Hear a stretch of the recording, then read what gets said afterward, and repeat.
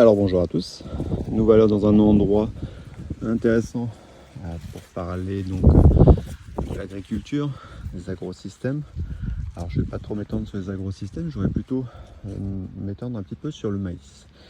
Le maïs qui est une plante d'ailleurs qui porte à polémique puisque elle consomme énormément de ressources en eau. Mais c'est pas ça qui m'intéresse aujourd'hui. Alors, tout en haut du pied du maïs, vous voyez ici la fleur qui est la fleur mâle. Donc, la fleur mâle. Donc, de la fleur mâle, à un moment, il y a déjà pas mal de temps, a émis son pollen. Donc, le pollen peut bien sûr s'envoler, comme par exemple aujourd'hui, où il y a pas mal de vent. Enfin, il ne peut pas s'envoler aujourd'hui puisqu'il n'y en a plus dans l'intérieur des organes qu'on peut qualifier d'organes mâles, ici. Et donc un peu plus bas, on va voir ici une fleur qui est une fleur femelle. Ce que l'on voit ici, ce sont les pistils de la fleur. Donc les pistils, le pollen, il y a deux solutions. Soit il va venir d'ailleurs par le vent et il va pouvoir venir féconder un de ces pistils. Le pollen va se fixer, il va germer, façon de parler, pour atteindre les ovules qui sont à l'intérieur ici. Donc il peut aussi, le maïs, toutes les plantes ne peuvent pas le faire, il peut faire de l'autopollinisation. C'est assez simple à comprendre ici, à disposition de la plante, le pollen va pouvoir tomber directement ici.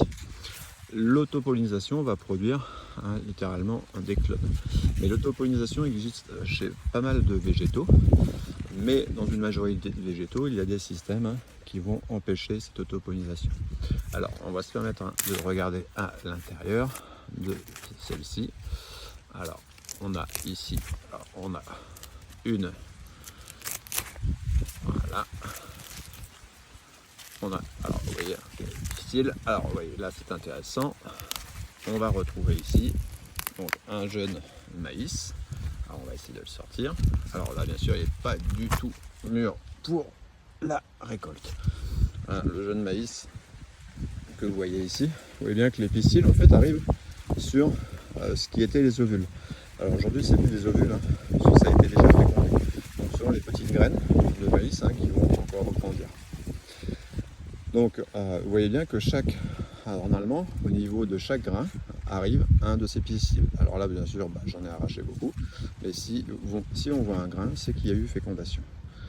Cette graine arrive à maturité, donc assez tard, donc là, ici, dans un champ de maïs, arrivée à maturité, cette graine va pouvoir être récoltée. Donc voilà, donc là c'était juste un petit focus sur les plantes. Ici on a des plantes, que ce soit des plantes sauvages ou des plantes domestiques. La très grande majorité des plantes, on va dire quasiment toutes les plantes, à exception près, font des fleurs. Sauf que ces fleurs ne ressemblent pas toujours à ce que l'on pense. Parfois la fleur mâle et la fleur femelle ne sont pas au même endroit, comme sur ces pieds. Chez beaucoup d'autres fleurs, on va retrouver les organes mâles et les organes femelles dans la même fleur. Malgré tout, c'est pas parce qu'ils sont dans la même fleur qu'il y aura autopollinisation. Comme je le dis précédemment, il y a beaucoup de mécanismes, que ce soit des mécanismes anatomiques, génétiques, qui vont empêcher cette autopollinisation. Comme j'ai déjà indiqué, le problème de l'autopollinisation, c'est que ça va créer des clones.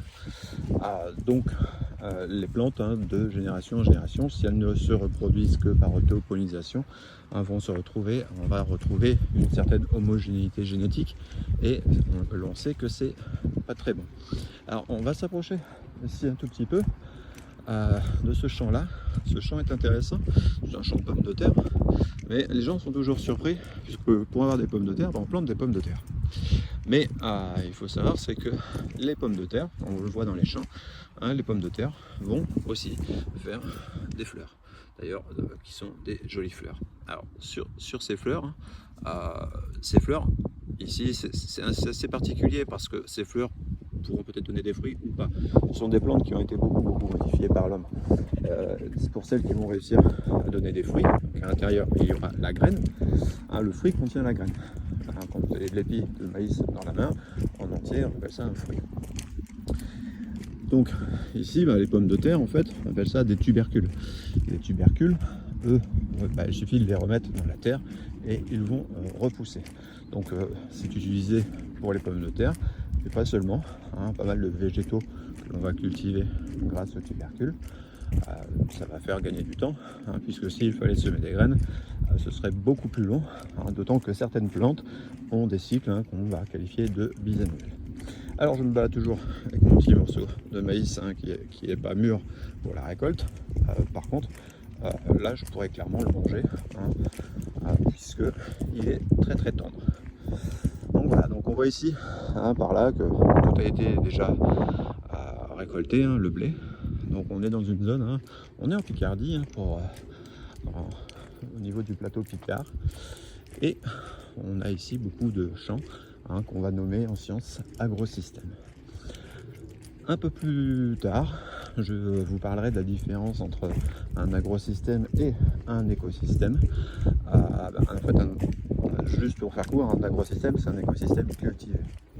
Donc un écosystème qu'on pourrait qualifier entre guillemets, je dis bien entre guillemets parce que ce mot est un peu galvaudé, de sauvage, ce serait une forêt. Une forêt comme on voit là-bas.